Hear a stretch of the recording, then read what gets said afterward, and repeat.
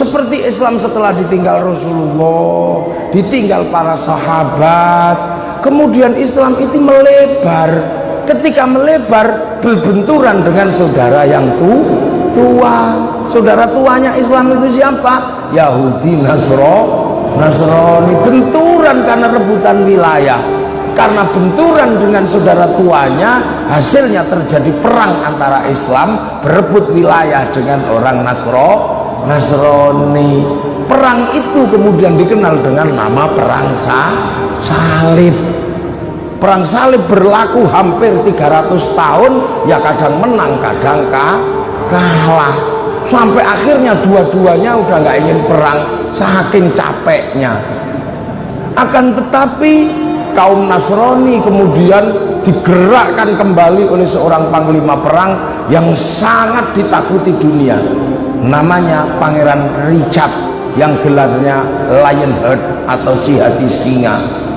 Pangeran Richard atau Lionheart ini membangkitkan semangat perang terakhir dengan kaum muslimin yang akan dipersiapkan. Perang itu disepakati akan terjadi di Antokia.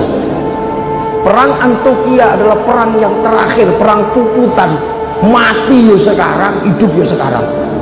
Pasukan Nasrani, pasukannya yang dipimpin Pangeran Richard sudah dirantai kakinya sehingga nggak bisa mundur.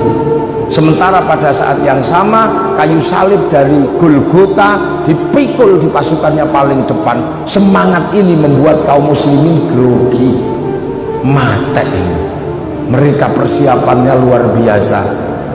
Kaum wah kita jangan perang sekarang, habis kita. Mereka akan mengadakan perang puputan. Kalau kita lawan mati kita, karena Pangeran Richard adalah panglima perang yang belum pernah kalah. Dalam situasi seperti itu, tumpuan kaum muslimin tinggal satu. Siapa? Sayyid Salahuddin Al-Ayyubi. Sayyid Salahuddin Al-Ayyubi ahli strategi, tapi beliau juga khawatir dengan mental pasukannya yang mulai runtuh. Akhirnya Sayyid Salahuddin Al-Ayyubi gimana caranya membangkitkan semangat kembali kaum muslimin. Akhirnya Sayyid Salahuddin Al-Ayyubi punya strategi. Apa strateginya? Membangkitkan semangat kaum muslimin dengan mengingatkan kembali sejarah Rasulullah, bahwa Rasulullah juga pernah perang menang, pernah kalah. Jadi kalau kalah dan menang dalam perang adalah hal biasa. Badar 300 orang mengalahkan 7.000 orang, tapi Uhud lebih kuat, bisa kalah. Jadi perang itu bisa kalah. Bahkan di perang Khandaq Rasulullah pernah menaruh batu di dalam jubahnya untuk mengganjal karena lapar. Ini semua pernah terjadi. Maka Sayyid Salahuddin Al-Ayyubi punya strategi. Orang diminta berlomba-lomba, mari kita susun kembali maulid Rasulullah Muhammad Sallallahu Alaihi Wasallam, dilombakan. Hasilnya adalah ada dua pemenang yang kemudian dirangkum dalam Barjinji dan Tibai, yang kita dikenal dengan tibaan dan berjanjen.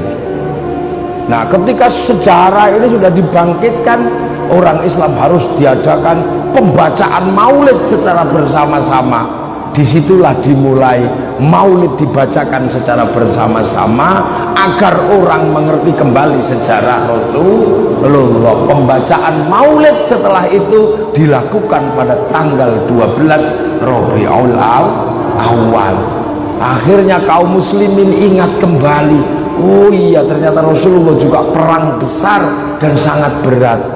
Setelah orang kemudian tahu sejarah Rasulullah, kaum muslimin diajarkan gimana caranya biar tidak takut mati. Karena biar tidak takut mati, diajak ziarah ke makam para syuhada, ziarah kubur.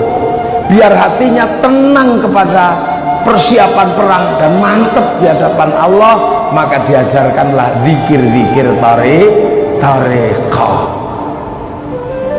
Akhirnya semangat pasukan kaum muslimin bangkit kembali, diingatkan dengan Rasulullah, diajak ziarah. Oh ternyata dulu gurumu itu orang sini, oh ini muridnya orang sini, oh gurunya ini dari sini, oh ternyata ingat kembali, oh ini kuburnya ini, muridnya ini. Akhirnya semua orang merasa bersaudara, bersaudara bangkit semangat perlawanan dengan 3 strategi: Maulidul Rasul, ziarah kubur, dan zikir thariqah. Akhirnya kaum muslimin semangat bangkit. Hasilnya apa? Hasilnya orang Maroko yang jauh pengen melibatkan diri dalam perang, tapi orang Maroko kesulitan melewati lautan Atlantik. Gelombangnya sangat gede, maka orang Maroko tidak melakukan pembuatan kapal yang besar, tapi menciptakan doa-doa bagaimana meredam kekuatan lautan Atlantik. Dari peristiwa itu lahirlah doa besar yang kemudian sangat dikenal dengan namanya Hizib Bahr. Tercipta doa itu, makanya Hizib Bahri kalau dibaca laut menjadi tenang. Makanya petani jangan sering-sering baca Hizib Bahri, sumurmu kering. Yang dari Afrika Utara yang mesti melewati padang Kalahari, petir menyambar-nyambar. Bagaimana meredakan petir? Terkenallah sebuah doa yang sangat terkenal yang dikenal dengan nama Hizib Barqi, yang kalau santri dulu kalau latihan kelahi menggunakan Hizib Barqi, rambutnya bisa jegrak ke atas. Itu yang bunyinya naruddu bikal a'da'i min kulli wijatin wa bil izni minal ba'di bisyatat. Ini santri mesti ngerti, itu poso 41 dina ora salah kandhane ulah dilakoni. Jegrak. Nah, yang dari Asia melewati terusan yang sangat dikenal sekarang namanya terusan Suez. Itu kalau nggak hati-hati dipanah dari samping, tembak meriam dari samping, maka terciptalah sebuah doa namanya Hizib Latif. Orang nggak lihat. Nah, kalau berkecamuk perang, akhirnya muncul doa yang sangat terkenal namanya Hizib Nasor. Makanya kalau nggak ada perang jangan banyak-banyak baca itu, istrimu ribut nanti. Nah, di antara kecamuk perang nanti kita sudah nggak jelas siapa yang kalah siapa yang menang, kita sudah putus asa, kembalikan kepada Allah, wasilah lewat Rasulullah. Terkenallah sebuah doa yang dikenal dengan nama sholawat nariyah. Hasilnya apa?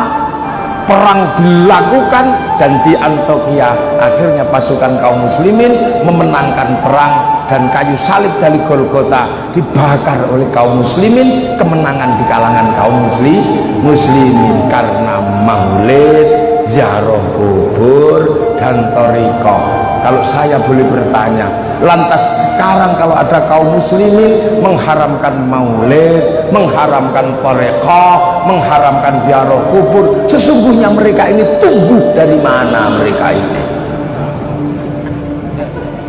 Ini aneh. Kok ada orang mengharamkan maulid? Ini kelompok ini tumbuh dari mana? Akhirnya mereka tidak mengerti sejarah Rasulullah yang seperti ini, yang kemudian setelah itu dilakukan oleh para ulama, dan terus sampai akhirnya Islam sampai ke Indonesia. Akhirnya dengan peringatan maulid kita ingat, oh Rasulullah yang membawa Islam ternyata hanya berada di Makkah sampai Madinah. Nah, orang yang bisa belajar sama Rasulullah, oh mereka yang disebut sahabat. Lah orang yang bisa belajar sama sahabat gak ketemu Rasul, oh mereka yang disebut tabi'in. Lah orang yang bisa belajar sama tabi'in, oh mereka yang disebut tabi'in. Lah orang yang bisa belajar sama tabi'in, oh mereka yang disebut tabi'in.